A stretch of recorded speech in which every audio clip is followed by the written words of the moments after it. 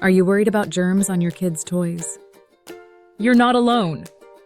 Toys can harbor bacteria and viruses, especially during cold and flu season.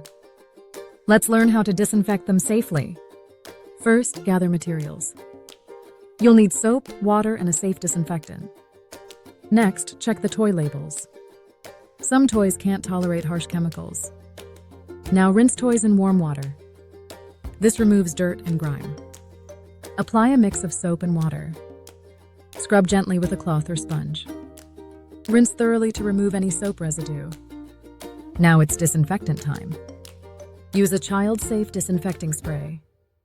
Spray toys evenly and let them sit for 5 minutes. Finally, rinse with clean water again and dry completely. Remember, safety first. Regular cleaning prevents illness. Make it a fun routine with your kids. Disinfect their toys and ensure their safety today.